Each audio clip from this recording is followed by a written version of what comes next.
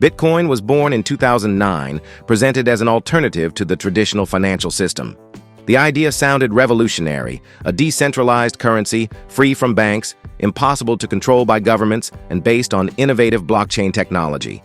And it's true. Those who got in during the early years, when nobody believed in it and it was worth just a few cents, made a lot of money over time. But here's the trap.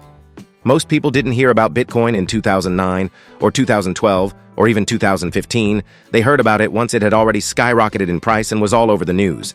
In other words, when the price was at its highest, and everyone thought it would just keep climbing.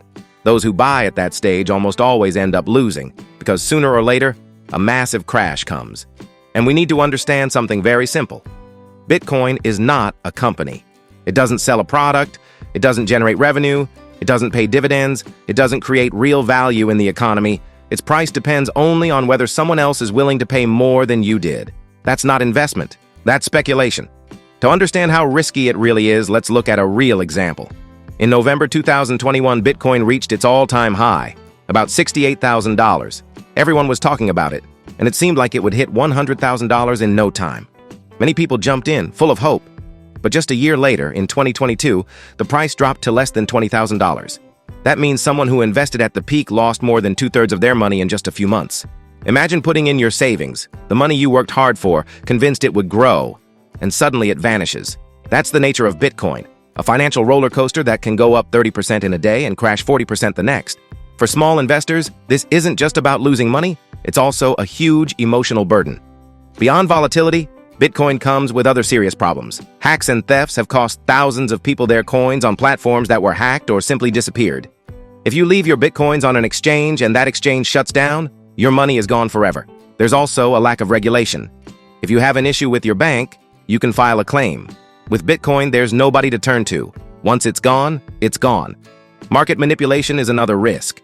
Big investors, known as whales, have the power to move Bitcoin's price with massive buy and sell orders. Small investors, who jump in with excitement, are often the ones left holding the losses. And there's the psychological trap. The fear of missing out pushes many to buy high and sell low.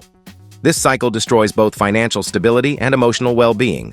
It's not about staying out of investments. On the contrary, investing is essential to building long-term wealth. But you need to do it in safer, more tangible alternatives. Physical businesses can generate steady income. Small local businesses like coffee shops, bakeries, mini markets, or fast food spots, which with proper management can provide consistent revenue. Franchises let you take advantage of an established brand with proven processes and existing customer bases, reducing the risks of starting from scratch. Vending machines are a growing trend, and with the right location like hospitals, universities, or stations, can provide simple, steady passive income. Neighborhood stores, from hardware shops to convenience stores, remain profitable when focused on meeting essential community needs. Or you can launch your own physical venture, like a service business, a workshop, or even a gym, giving you direct control over your investment and connecting you with real customers and real market demand. Bitcoin may sound attractive because it's trendy, because we hear stories of people who became millionaires, and because the idea of easy money is always tempting.